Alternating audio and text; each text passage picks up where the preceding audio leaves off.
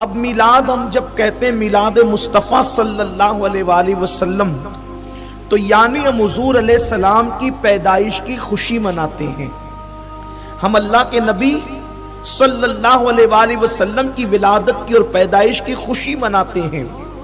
اب یہاں پر اگر کوئی ناسمجھ یا کم علم بچہ سوال کرے، کوئی طالب علم پوچھے کہ رسول پاک صلی اللہ علیہ وسلم کی پیدائش کی خوشی کیوں مناتے ہو، تو ایک چھوٹا سا اور بہت آسان سا جواب یہ ہے کہ آخر مجھے آپ یہ بتائیں کہ وہ کون سا بندہ ہے کہ جس کی پیدائش پر خوشی نہ منائی گئی ہو.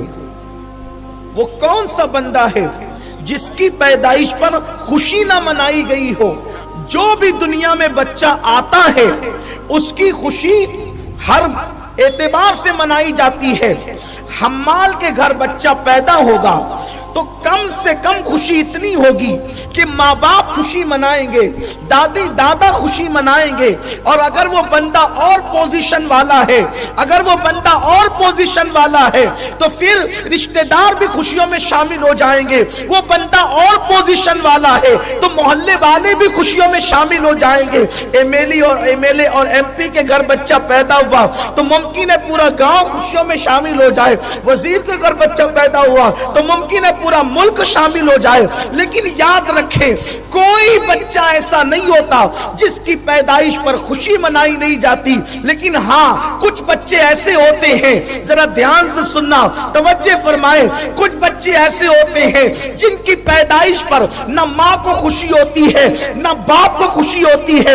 وہ بچے وہ ہوتے ہیں جو بن باپ کے اور بغیر شادی کے پیدا ہوتے ہیں. ان کی پیدائش پر کسی کو خوشی نہیں ہوتی. لیکن جو نکاح سے پیدا ہوتے ہیں، شریفوں کے یہاں پیدا ہوتے ہیں، شرفاء کے یہاں پیدا ہوتے ہیں، پہلا بچہ ہے تو خوشی منائی جا رہی ہے، دوسرا بچہ ہے تو خوشی منائی جا رہی ہے، تیسرا ہے تو خوشی منائی جا رہی ہے. یعنی دنیا میں کوئی بچہ ایسا نہیں ہوتا جس کی آمد پر خوشی نہ منائی جائے. اب آپ مجھے بتائیں جب للو پپو اور ٹپو کے یہاں بچے پیدا ہو تو اس کی خوشی لوگ مناتے ہیں. جب آمنہ کے یہاں رحمت للعالمین تشریف لائے، آمنہ کے یہاں رحمت للعالمین تشریف، کوئی بچہ ایسا نہیں جس کی ولادت پر خوشی نہ کی گئی ہو.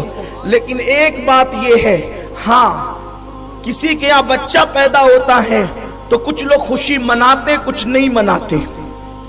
مثال کے طور پر ایک کے گھر میں بیٹے ہی بیٹے پیدا ہو رہے ہیں، گھر والے خوشی منا رہے، الحمدللہ اللہ کا فیضان جاری ہے، کرم جاری ہے اور خوب برکت ہو رہی ہے، آمد ہی آمد ہو رہی ہے. لیکن پڑوسی کو ہے دشمنی اس سے، تو جب جب بچہ پیدا ہوگا اسے تکلیف ہوگی، مبارکباد بھی نہیں دے گا، منہ چڑھائے گا، منہ چڑھائے گا.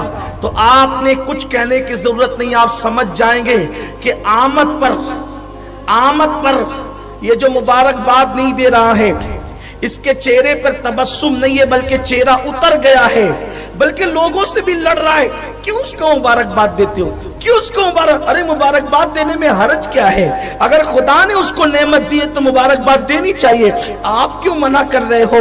تو یہ منع کرنے والے کا نیچر بتا رہا ہے اللہ نے اس کے گھر بیٹا عطا کیا، اسے خوشی نہیں ہوئی اس لیے بیچارہ مبارکباد دینے سے روکتا ہے. آپ بتائیں پڑوسی کے بچے کے یہاں پہ بچے کی ولادت ہو اور پڑوسی چاہے کتنا بھی بڑا خطیب ہو، ادیب ہو، عالم ہو، ظالم ہو، کوئی ہو، اگر وہ روکے کہ مبارکباد نہ دینا، آپ کہیں گے یار کتنا جلتا ہے یہ کہ بچے کی ولادت بھی اور روک رہا ہے. بس ہم نے کسی کو کچھ کہنا ہی نہیں ہے.